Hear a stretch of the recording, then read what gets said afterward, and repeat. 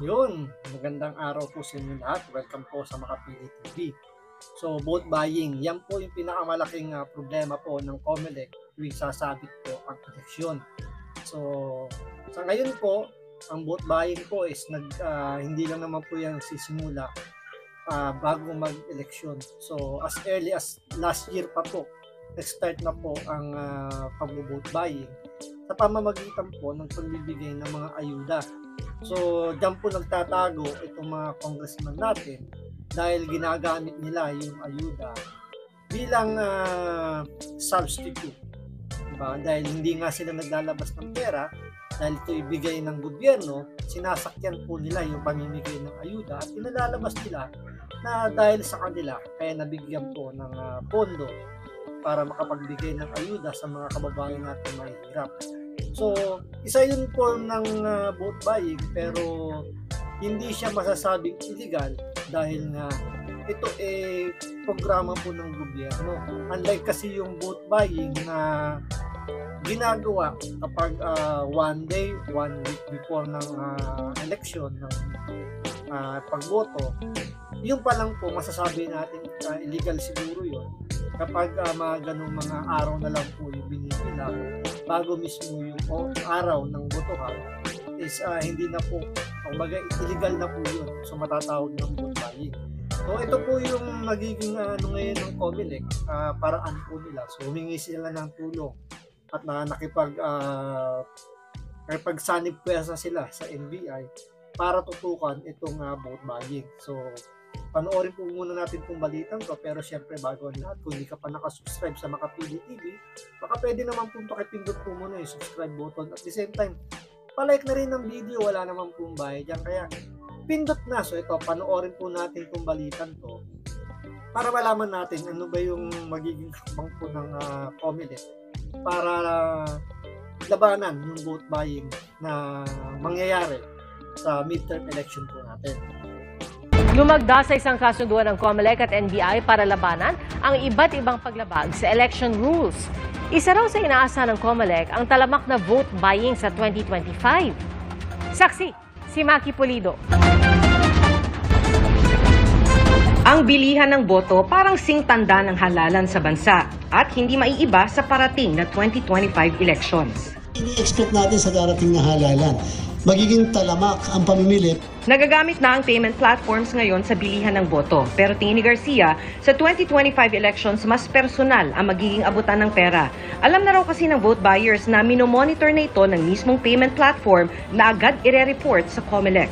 Pag ikaw nagpadala. Kaya nga ang ginawa na nga ngayon ng mga congressman, lalo ni mga re-electionist, sila yung sila yung mas may advantage ngayon sa darating na eleksyon. Kasi sa mga tumanggap na ng mga ayuda, kabilang na ako, isa na rin po ako sa mga tumanggap ng ayuda, yung AKAP. Ito po ay programa po ng DSWD. Pero, ang nakakatawa rito, ang mga nagsasalita bago ibigay yung pondo, yung budget para sa mga kababayan natin, katulad ko, yung mga kongresista. At sila ay nagpapasalamat kay Speaker Martin Romualdez na sinasabi nila na kung hindi daw dahil sa inisyatibo niya, sa kanyang effort, hindi daw po magbibigyan ng katuparan yung pagbibigay ng ayuda sa mga kababayan natin. So ako hindi ko naman po itinatanggi na tumanggap din naman tayo ng ayuda, pero yun po yung ating naging obserbasyon nung tayo ay tumanggap ng ayuda, na programa ito ng gobyerno, pero ang mas nakikinabang is yung mga congressman, yung mga sitting congressman po natin. Andoon yung pangalan nila, andoon yung mga picture nila sa tarpaulin. Tapos, ang liit lang nung pangalan ng DSWD. So parang nagmumukha itong bigay ng congressman. So, pwede nating sabihin na kasama na ito sa vote buying. Although legal to, dahil nga ito ay dumaan sa programa ng gobyerno. Unlike yung 1 week before ng election, mag-aabutan ng pera, yun talaga illegal yun. Tsaka sa palagay ko, hindi gagamit or hindi aalis sa sistema yung mga lumang sistema. Hindi yun babaguhin nitong mga bumibili ng boto dahil alam nila kapag ito ay pumasok sa mga online wallets, madaling mo-monitor to. Siyempre may record dyan, may transaction record, di ba? Hindi kagaya ng abutan, walang records, di ba? Walang ebidensya.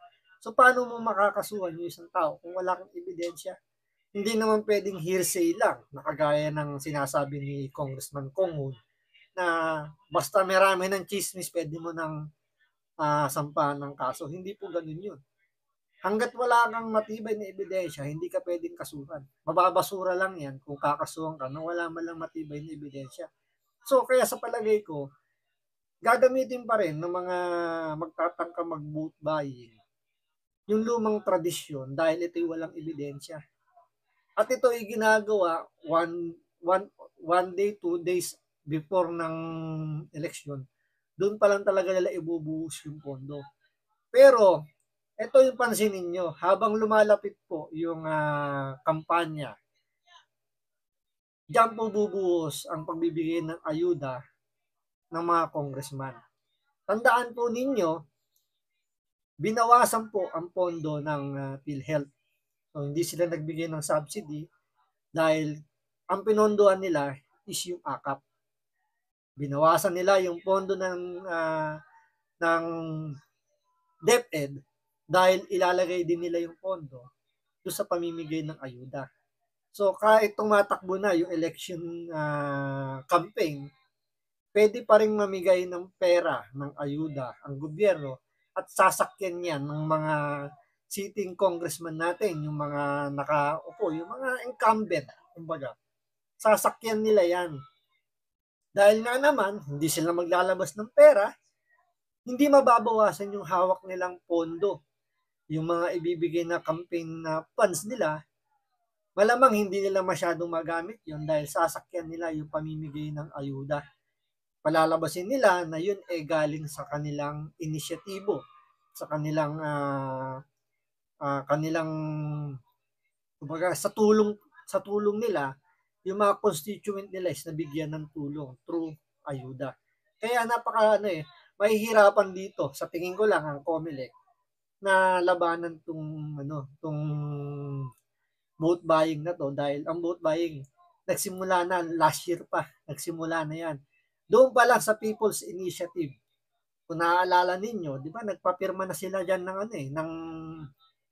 campaign signature, di ba? Pinalabas sila ayuda 'yon, pero yun pala gagamitin para sa pagpapalit ng konstitusyon sa pamamagitan ng People's Initiative. Yung nga lang nagkabukuhan. So doon pala nagsimula na yung pag-vote buying. Kaya kung mapapansin nyo, karamihan ng mga project ng gobyerno natin ngayon, lahat nakapunta sa pamimigay ng ayuda. Wala na yung BBM, yung build more. Di ba? Yung ngayong plano dapat na itutuloy yung sinumulan ni Pangulong Duterte, di ba? Sa build niya. Yung mga train system, pagpapadami ng mga skyway, yung mga NLEX, South XLEX, mga ganyan, di ba? Yun yung pinakaplano, yung mga subway. So, lahat yun natigil. So, lahat ng budget na dapat pondohan yung mga yon napunta lahat sa ayuda. So, last year pa lang, 2023, nagsimula na yung pag-vote buying. Yung nga lang, legal dahil nga sasakyan nila yung pamimigay ng ayuda. Kaya tandaan nyo, sa mga tumanggap ng mga ayuda, pansinin nyo, sa mga tatanggap pa, kasi alam ko, dire-diretso pa yung pamimigay ng ayuda kasi itong 2025, merong pondong inilaan para sa pamimigay ng ayuda.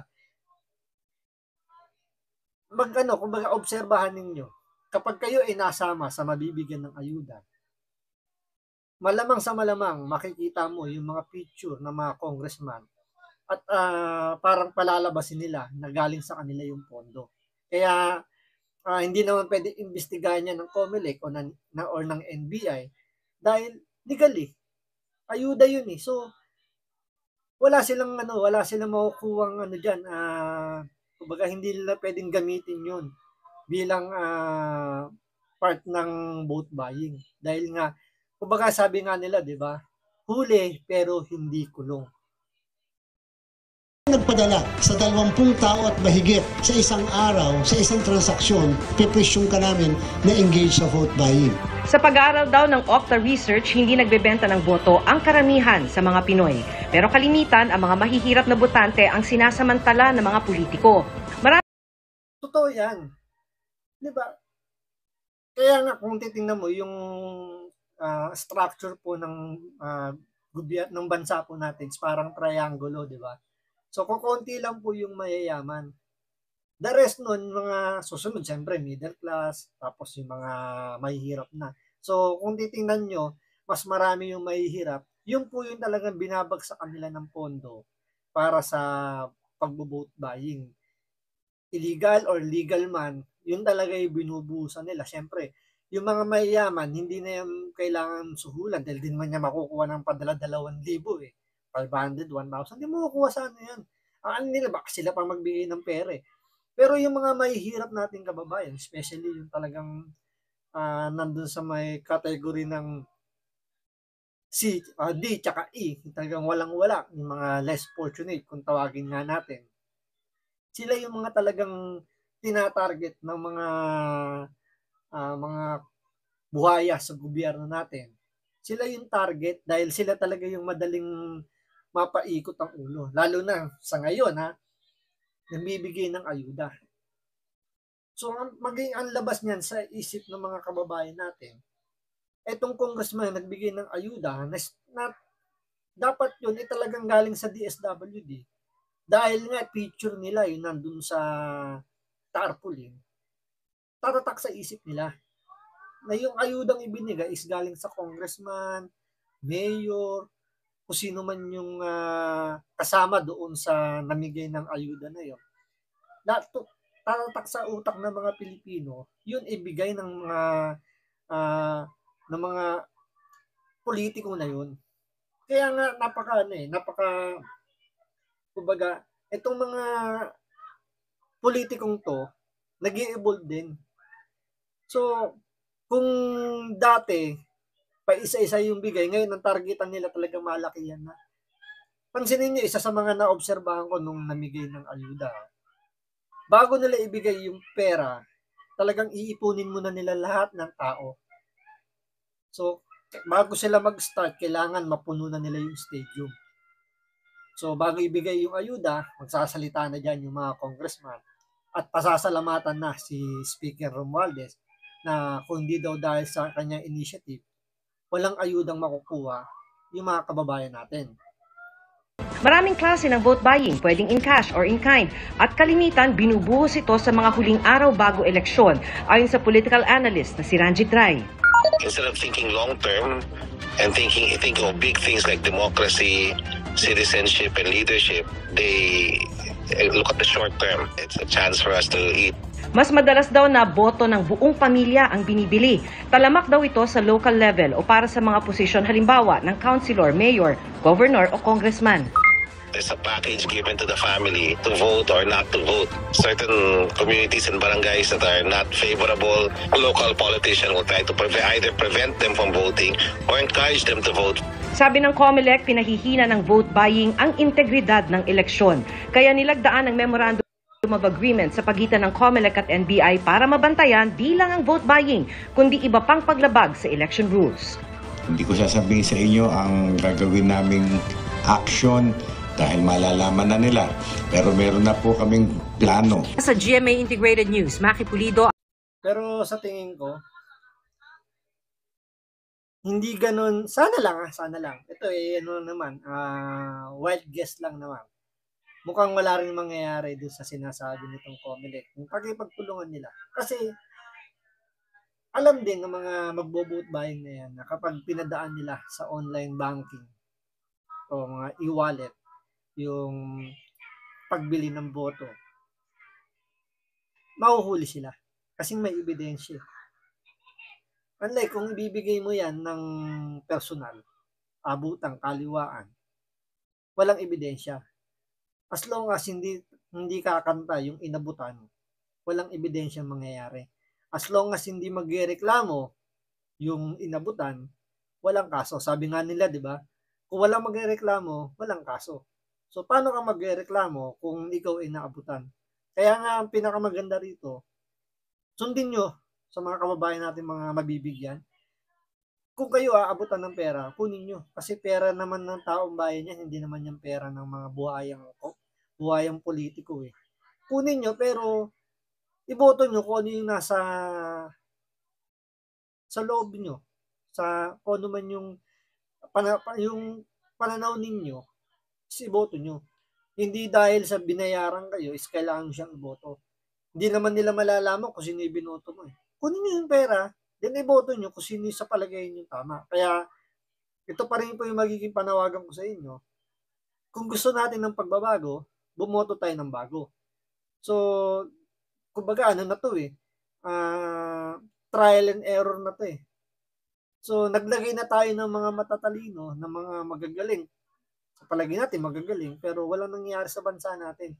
So, baka pwede naman sumubok tayo ng bago na hindi ganun kagaling, pero tingnan natin yung kanilang puso na gustong maglingkod at gustong ayusin ang ating bansa. So, maraming salamat sa panonood. Ingat po kayo lagi. God bless.